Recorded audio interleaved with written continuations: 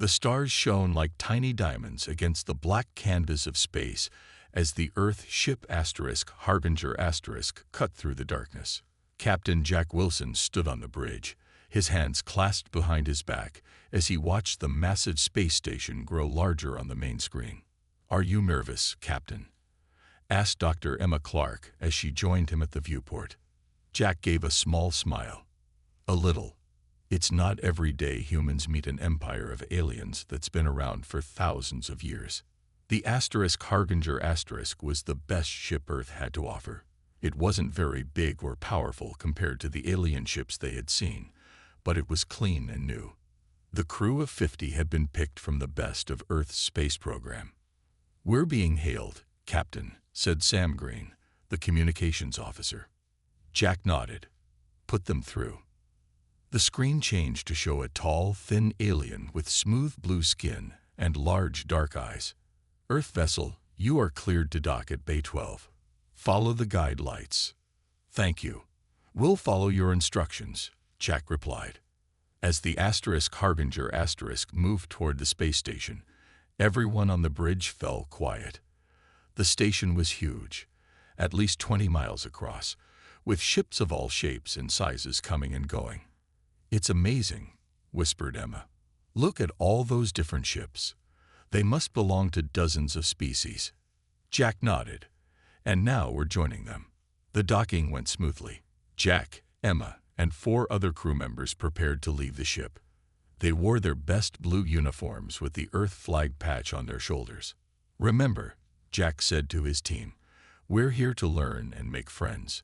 The Galactic Empire has over 300 alien species in it. We're the new kids." They walked down the ramp into a large, brightly lit room. A group of aliens waited for them. The leader was tall with 4 arms and gold-colored skin. "Welcome to Nexus Prime, humans," the alien said. "I am High Chancellor Zax Trill of the Empire Council. We are pleased to welcome Earth to our galactic community." Jack stepped forward and bowed slightly. "Thank you, High Chancellor. I'm Captain Jack Wilson of Earth. We are honored to be here." The aliens led them through the station to a meeting room with a large round table. Representatives from several alien species sat around it. Some looked almost human, while others were very different. One seemed to be made of crystal, and another floated in a tank of green liquid. During the meeting, Jack noticed that the aliens treated the humans like children, explaining simple things and speaking slowly. It was clear they thought humans were primitive. After the formal talks, Emma was allowed to visit the station's science center. Jack went with her. The alien scientists showed them star maps and data from deep space monitors. Emma frowned as she studied one of the screens. "Excuse me," she said to a 6-legged alien scientist, "but what are these energy readings from Sector 42B?" The alien looked surprised. "Just background radiation. But the pattern is regular," Emma pointed out. "See how it repeats every 12 hours? That's not natural." Jack looked at the data too. "And these stars here, they're going dark one by one in a straight line." The alien scientist dismissed their concerns. "Our equipment is very advanced. If there was anything to worry about, we would know." Later, back on their ship, Jack and Emma talked privately. "They're missing something big," Emma said. "Those readings show something moving through the outer galaxy, something huge that's blocking out starlight." Jack nodded. "I saw it too. We need to talk to the High Chancellor." The next day, they met with Zax Trill and showed him the data. The Chancellor looked bored. "Captain Wilson, we appreciate your enthusiasm, but the Empire has monitored deep space for 50,000 years. These are normal variances." "But sir," Emma tried to explain, "the pattern shows." Zax Trill raised a hand to stop her. "Dr. Clark, you humans have only had space travel for a century. Perhaps focus on learning from us rather than finding problems that don't exist." As they left the meeting, Jack looked worried. "They're not going to listen to us, are they?" Emma shook her head. "No, but that doesn't mean we're wrong." Jack's jaw tightened as he looked out at the stars. "Then we'll have to make them listen," before it's too late. Back on Earth, Dr. Alan Murphy stared at the screen in his lab at the Deep Space Observation Network. For the third night in a row, he had watched as another star in the outer galaxy winked out. "It can't be a coincidence," he said to his assistant, Mary Foster. "That's the 17th star to go dark in exactly the same pattern." Mary nodded as she looked at the data, and always moving in the same direction, toward the inner galaxy. Alan ran his hand through his short brown hair. He hadn't slept much in days. The network of giant telescopes around Earth and on the moon had picked up strange readings 3 weeks ago. At first, he thought it was an equipment error. Now he was sure it wasn't. "We need to tell the United Council," he said. 2 days later, Alan stood before the 12 members of Earth's United Council in their meeting room in Geneva. The room was quiet as he showed them the data. "Something is moving through the outer galaxy," he explained. "Whatever it is, it's blocking out starlight completely. Or worse, it's consuming the stars for energy." Council leader Grace Howard frowned. "Have you shared this with anyone else?" "No, ma'am. But I did receive a message from Dr. Emma Clark on the diplomatic mission. She noticed similar patterns in the Empire's data." Grace turned to her fellow council members. "We need to warn the Empire. If Dr. Murphy is right, this could threaten everyone." The council voted to send the data to the Galactic Empire right away. A week later, they received a reply from High Chancellor Zach Strill. "Thank you for your concern. We have formed a committee to investigate these anomalies." Alan knew what that meant. The Empire wasn't taking them seriously. He sent a private message to Emma, sharing all his findings. "The committee is just for show," Emma replied. "No one here believes there's a real threat." Over the next few months, Alan and Emma exchanged hundreds of messages. Together, they built a complete picture of what was happening. "It's definitely moving," Emma wrote. "I've been secretly checking the Empire's deep space monitors. Another system went dark yesterday. The Krell system. It was uninhabited, but that makes 32 systems now." Alan worked day and night, creating a computer model to predict the path of what they now called the darkness. His results scared him. "Emma, if my calculations are correct, whatever this is will reach Empire territory within 5 years, and Earth a year after that."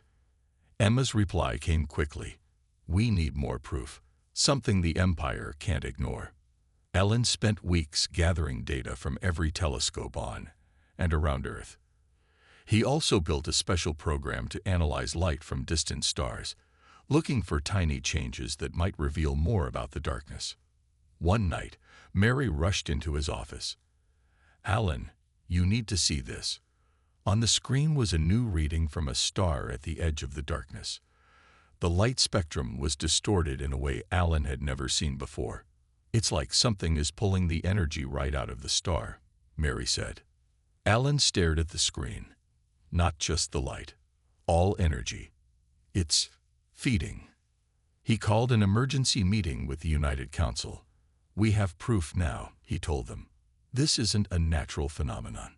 It's some kind of entity or group of entities that consume energy. They're eating stars, and they're heading this way." Grace Howard looked grim. "We'll send another message to the Empire with this new data." "They won't listen to a message," Alan said. "We need to go there in person."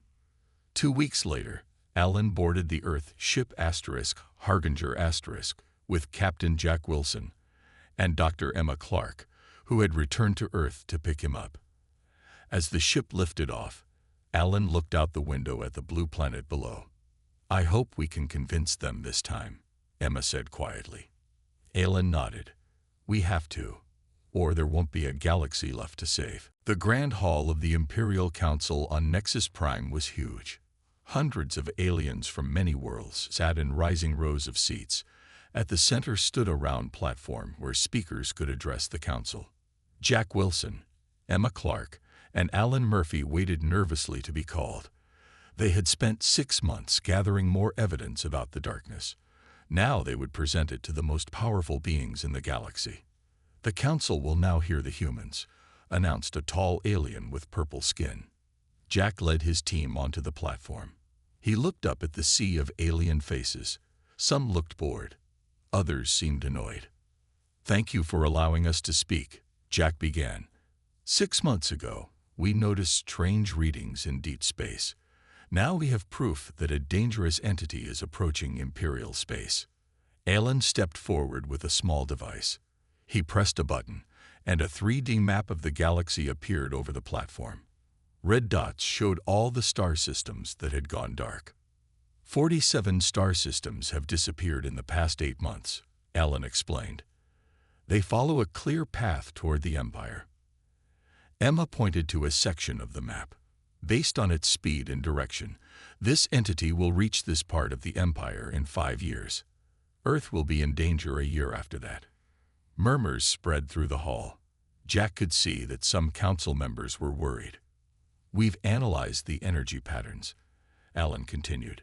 "Whatever this is, it consumes all forms of energy, especially from stars. We call it the Devourer." High Chancellor Zax Trill stood from his seat. "This is concerning, but not conclusive. These systems were uninhabited. Perhaps this is just a natural space phenomenon." Emma shook her head. "Natural phenomena don't move in straight lines or change direction to target star systems. Our analysis shows intelligence behind these movements." An ancient alien with skin like bark slowly rose from his seat. Jack recognized him as Vornak, one of the Voxenari, the oldest species in the Empire. "I am 10,000 years old," Vornak said in a deep voice. "The Empire has faced many threats in that time. Dark clouds, space storms, even energy beings. We have survived them all." "This is different," Alan insisted. "Look at the pattern. It's consuming more energy with each system. It's growing stronger." Jack pulled up a new image showing the simulation of what would happen when the Devourer reached populated worlds. "If this entity reaches Imperial space, billions will die," he said. "We need to prepare now." The council chamber erupted in loud debate. Some aliens shouted that the humans were causing panic. Others demanded more investigation. Finally, High Chancellor Zax Trill called for quiet. "We will vote on how to respond to this information." The vote took an hour. When it finished, Zax Trill addressed the humans again. "The council has decided to increase patrols in the outer regions and monitor for this Devourer. But we will not alarm our citizens or divert major resources based on these predictions." Jack stepped forward. "Chancellor, that's not enough. We need to build defenses, research weapons that might work against it, prepare evacuation plans." "Enough," Zax Trill cut him off. "The Empire has existed for 50,000 years. We have seen civilizations rise and fall. Your species has barely left its planet. Do not presume to tell us how to protect our galaxy." After they left the council chamber, Jack, Emma, and Alan walked silently through the station. "They're not going to do anything real, are they?" Alan asked. Emma shook her head. "They think we're trying to scare them to gain influence, or that we're just seeing things." Jack stopped and looked at his two friends. "Then we'll have to do it ourselves. Earth needs to prepare, with or without the Empire's help." "How?" Alan asked. "We don't have their resources or technology." "No," Jack agreed. "But we have something they've lost. The ability to see danger when it's coming and the will to face it." He looked out at the stars. "Let's go home. We have work to do." As their ship pulled away from Nexus Prime, none of them noticed the small insect-like alien watching them leave. The Zith ambassador had listened to their warning. And unlike the rest of the council, he believed them. The main room of Earth's Defense Command buzzed with activity. 6 months had passed since the failed meeting with the Imperial Council. In that time, Earth had been busy. Admiral Susan Miller stood before a large screen showing Earth's new defense fleet. 50 ships were under construction in orbit. They weren't as big or advanced as Imperial ships, but they were being built quickly. "The first 10 will be ready next month," she told the group of military and science leaders. We're focusing on speed and firepower rather than size. Jack Wilson nodded. He had been promoted after returning from Nexus Prime, and now worked directly with the United Council. What about the shield technology? He asked. Dr. Kate Lewis stepped forward. She was young for her position, but brilliant. We've made progress. Peter and I have developed a prototype that might resist the Devourer's energy-draining ability. Peter Johnson, her research partner, pulled up a diagram on the screen. The shield creates a barrier that blocks energy transfer. In theory, it should prevent the Devourer from feeding on our power sources. In theory, Kate added, we haven't been able to test it against anything similar to the Devourer. Admiral Miller frowned. Keep working on it. It might be our best hope. After the meeting, Jack found Emma in her new lab. Since returning to Earth, she had been made head of a special research team studying the Devourer. Any news from your Imperial contacts? Jack asked. Emma shook her head. Most have stopped responding. They think we're being dramatic. She paused. Except for the Zith ambassador. He sent another message yesterday. She showed Jack a tablet with strange symbols on it. The Zith have old stories about something like the Devourer. They call it World Eater. According to their legends, it appeared in their home galaxy millions of years ago. That's why they fled to this galaxy. Jack's eyes widened. So they believe us. Yes, Ambassador Tsivak has been trying to convince others in the Empire, but the older species won't listen. Jack sighed. At least Earth is taking this seriously. In the months that followed, Earth transformed. Everyone focused on preparation. Factories that once made cars now built ship parts. Scientists who had competed with each other now worked together. The United Council created underground shelters in every major city. They also started storing food, water, and other supplies that might be needed if evacuation became necessary. By the 2-year mark, Earth had a fleet of 100 ships. They weren't as advanced as Imperial vessels, but they had been built with the Devourer in mind. Each had Kate and Peter's special shields and weapons designed to work without energy that could be drained. Admiral Miller had named her flagship the Defiance Asterisk. It was the largest ship in Earth's new fleet, though still small compared to Imperial warships. We've done what we can with the time we have, she told Jack as they inspected the ship. I just hope it's enough. Jack wasn't just working with the military. He had also maintained contact with the few Imperial species who took the human warning seriously. The Zith had been joined by the water-dwelling Aquari and the crystal beings called Luminar. Together, they shared information and prepared as best they could without official Imperial support. One day, Jack received an urgent message from Ambassador Tsivak. The small insect-like alien appeared on the screen, his compound eyes flashing with alarm. Captain Wilson, our deep space monitors have detected something disturbing. The Devourer has changed course and increased speed. Our calculations show it will reach Imperial space within months, not years as we predicted. Jack felt his heart sink. Why the change? Unknown, Tsivak replied. But there is worse news. The Empire still refuses to prepare properly. The High Chancellor believes their standard defenses will be sufficient. Jack's jaw tightened. They're making a terrible mistake. Yes, the alien agreed. When the Devourer arrives, they will not be ready. He paused. But perhaps you will be. After ending the call, Jack stared out the window at the stars. Earth had done everything possible to prepare, but would it be enough? And what would happen when the Empire finally realized the humans had been right all along? He didn't have to wait long for an answer. The Imperial outpost on Vega 9 was a small but important trading hub. Located at the edge of Empire space, it was home to about 20,000 beings from dozens of species. None of them noticed anything strange until the stars began to dim. System alerts blared as the outpost's sensors detected an enormous energy field approaching. The Imperial commander, a veteran officer named Draz, ordered an emergency message sent to Nexus Prime. Then he activated the station's defense systems. They did nothing to stop what came next. In just 6 hours, every ship, station, and planet in the Vega 9 system was gone. Not destroyed. Consumed. Where a living star system had been, only cold, empty space remained. The Empire was thrown into panic. The High Council called an emergency meeting as reports flooded in. The Devourer was real, and it had arrived 2 years earlier than even the humans had predicted. On a small Zith colony near Vega 9, Jack Wilson and Emma Clark watched in horror as the readings came in. They had been meeting with Ambassador Sivak when the attack happened. "We need to get out of here," Sivak said, his insect-like body trembling. "The colony is evacuating. You should come with us."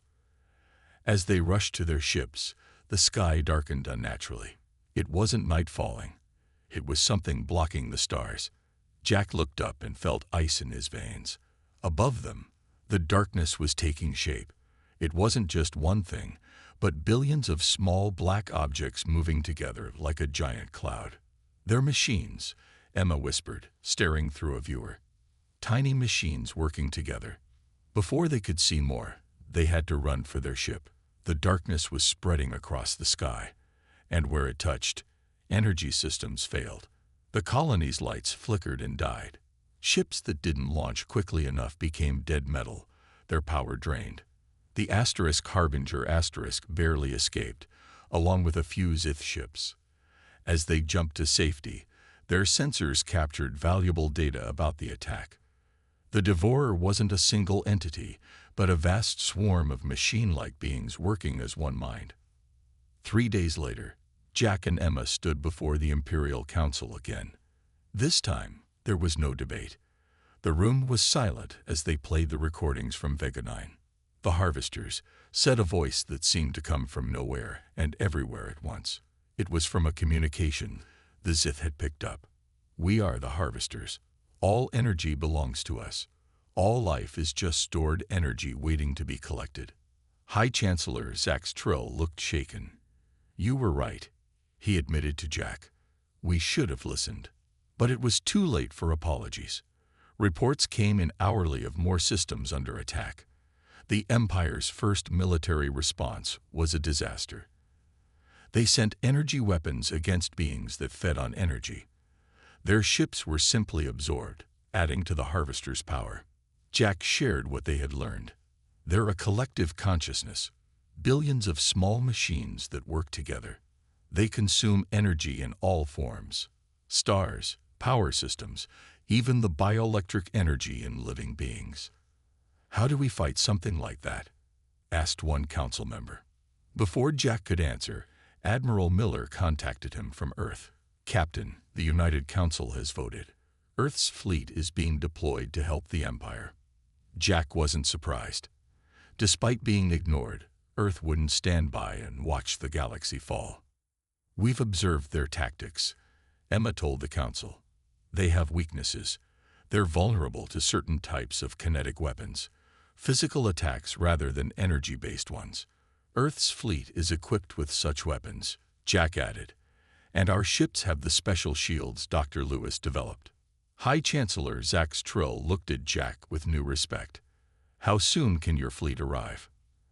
"Admiral Miller and the Defiance will reach Nexus Prime in 3 days. The rest of the fleet will follow." As Jack ended the call, he saw something he never expected: fear in the eyes of the ancient Empire leaders. "You knew," said Vornak, the ancient Voxnary. "How did your young species see what we could not?" Jack thought for a moment. Sometimes fresh eyes see what old ones miss, and sometimes those who know they're vulnerable are more careful than those who believe they're invincible. The massive Imperial warship drifted helplessly in space.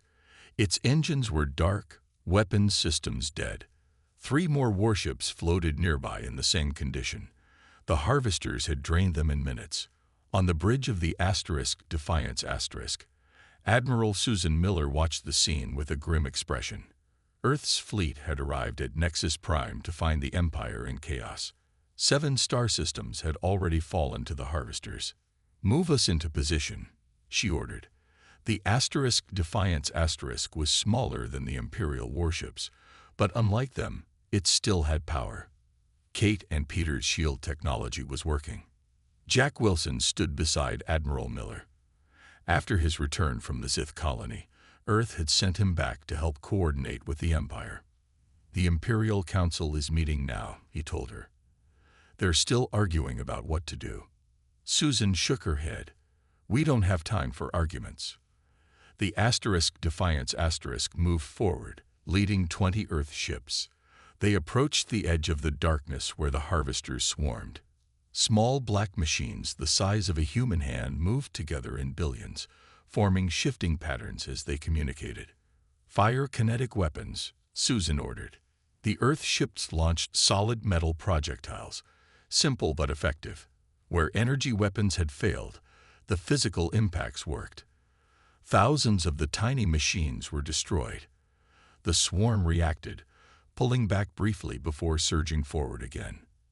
They're adapting, warned the weapons officer, changing their pattern to avoid impacts. Susan nodded. Switch to spread pattern. Keep firing. The battle lasted hours. The Earth ships couldn't stop the harvesters, but they managed to slow them down and protect a nearby inhabited moon. When they finally returned to Nexus Prime, the Imperial leaders were waiting. Impossible, said one Imperial admiral, a tall blue-skinned alien. How did your primitive ships succeed where ours failed? Sometimes simple is better, Susan replied. Your advanced energy weapons just fed them. Our kinetic weapons don't give them anything to feed on. In the council chamber, the mood was different from before.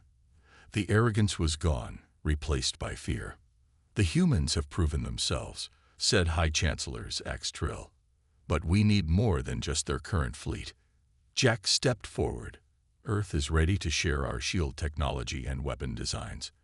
But we need the Empire's resources to build enough ships quickly. There was muttering among the council members. Many still didn't like the idea of following human leadership. Who would command such a fleet? Asked Vornak. Surely not. Captain Wilson, interrupted Zax Trill. He saw this threat when we didn't. He should lead our joint forces. The chamber erupted in shouts. Jack was stunned. Command the combined fleet of Earth and the Empire. It seemed impossible. I'm not qualified, he began. You were right when everyone else was wrong, said Zax Trill. That is the only qualification that matters now. Later, aboard the Defiance Jack met with Susan, Emma, and the key Imperial commanders. Emma had been working with alien scientists to better understand the harvesters. They're ancient, she explained. According to data we've gathered, they may have existed for millions of years, moving from galaxy to galaxy, consuming everything in their path. Can they be reasoned with? Asked an Imperial commander. Emma shook her head. They don't seem to see other life as anything but energy to harvest. Communication has been one way. They announce, they don't discuss. Then we fight, Jack said. Susan, how quickly can Earth's factories produce more ships with the Empire's help? With their resources, 10 times faster than before. Jack nodded and turned to the Imperial commanders. We need to adapt your ships to use kinetic weapons and install our shield technology. And we need to evacuate the systems in the Harvester's path. The Imperial officers looked uncomfortable taking orders from a human, but they nodded. One of them, a reptilian alien named Drex, spoke up. My people fought wars for centuries using physical weapons before we discovered energy weapons. We remember how to build them. Jack smiled for the first time in days. Good. We'll need everyone's knowledge, not just our own. As they left the meeting, Susan stopped Jack. This won't be easy. Some of them still resent taking orders from us. Jack looked out at the stars. They'll get over it. We all need to work together now, or there won't be a galaxy left for anyone's pride. The Helios cluster glowed with the light of 12 stars. It was a strategic point in the galaxy, a natural choke point where travel routes converge. Jack knew the harvesters would come here next. For 3 months, the joint fleet had been fighting a defensive war. evacuating systems, and slowing the harvesters when possible. Now it was time to strike back. "All ships in position," reported Susan from the Defiance *. She now served as Jack's second-in-command for the entire fleet. Jack looked at the tactical display. 500 ships surrounded the Helios cluster, a mix of human vessels and modified Imperial warships. It was the largest fleet ever assembled in the galaxy's history. "Status of the virus?" Jack asked. Emma's face appeared on the screen. She was aboard a research vessel with Dr. Alan Murphy and Sivak, the Sith scientist. For months, they had been studying the harvesters' communication patterns. "Ready," Emma replied. "We've identified their central control nodes. The virus should disrupt their collective mind for about 30 minutes. After that, they'll adapt." 30 minutes is all we need," Jack said. He turned to the communications officer. "Send the signal. Operation Sunbreaker is go." Throughout the fleet, ships moved into attack formation. At the center was a special team led by Alan Murphy. They would deliver the virus directly into the largest harvester node. "Harvesters approaching," announced the sensor officer.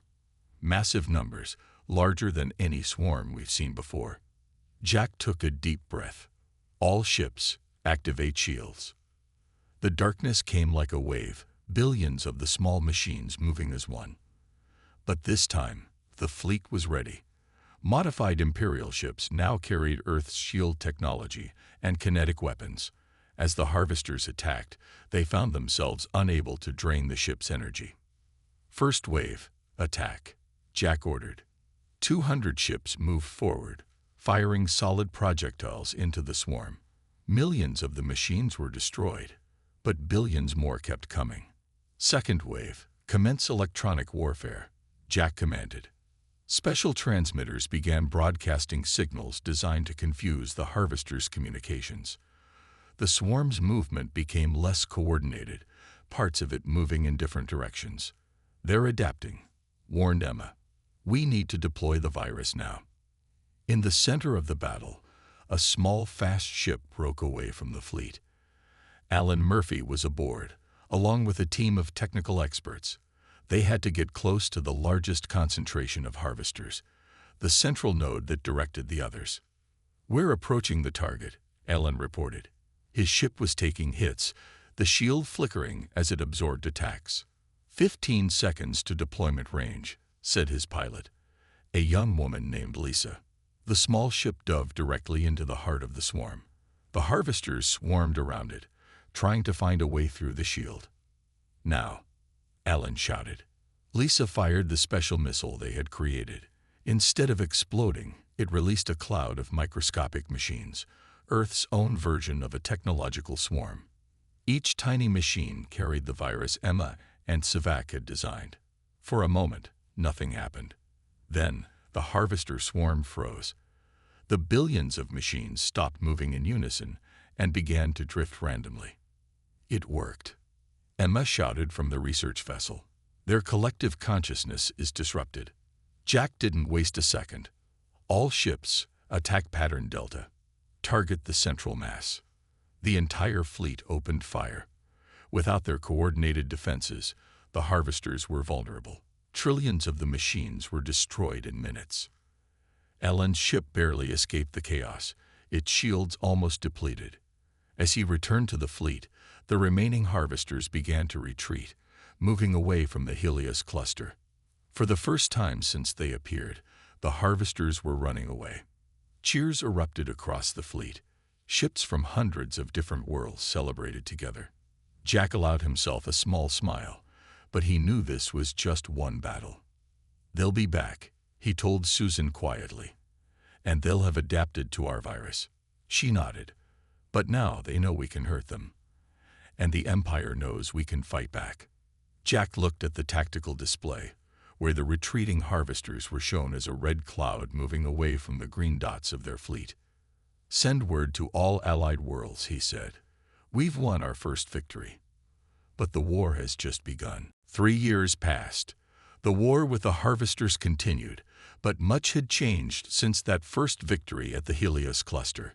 Jack Wilson stood at the window of the new Galactic Command Center on Nexus Prime. Below him stretched a city that was now half human, half alien. Earth ships came and went alongside vessels from hundreds of worlds. "Admiral Wilson, they're ready for you," said a young officer. Jack smiled at the title. He had been promoted twice during the war.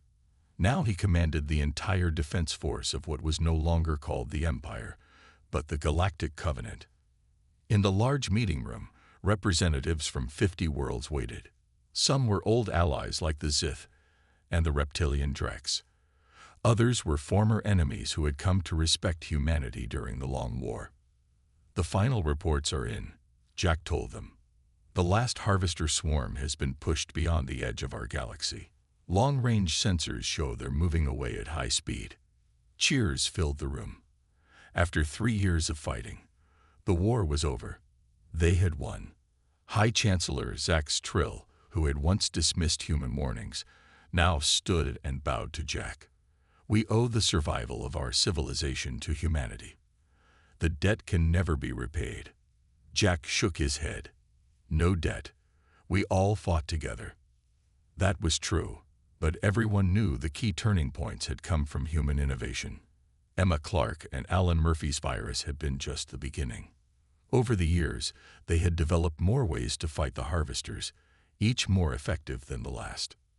"What happens now?" asked Vornak, the ancient Voxnari who had lived long enough to see his people's arrogance humbled.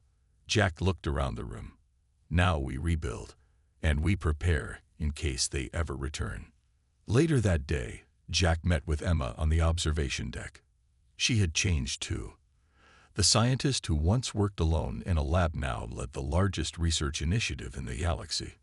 "The new deep space network is almost ready," she told him. "We'll be able to detect any threat years before it reaches our borders." Jack nodded. "And the shield technology. Kate and Peter have made incredible improvements. Their new version blocks 99.8% of energy transfer attempts." They stood quietly for a moment, looking at the stars. So much had been lost in the war. Entire worlds had fallen before they found a way to drive the harvesters back. But much had been gained too. "Remember when we first came here?" Jack asked. "How they treated us like children." Emma smiled. "Hard to believe that was just 5 years ago." The door opened, and Susan Miller walked in.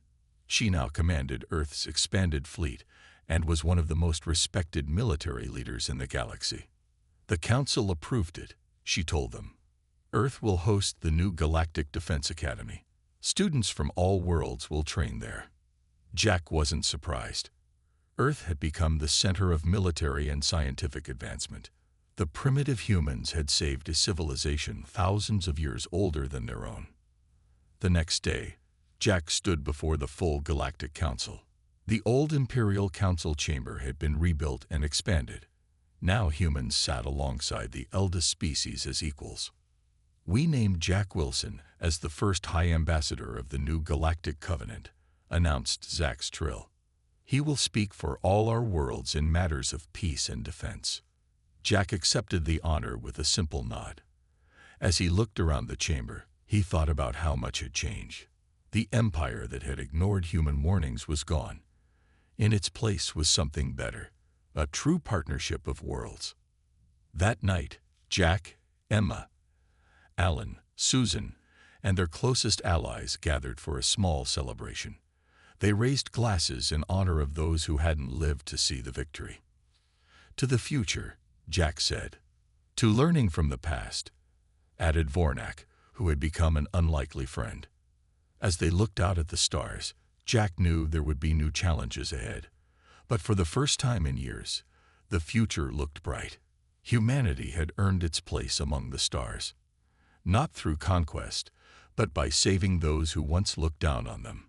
And if another threat ever came, they would face it together.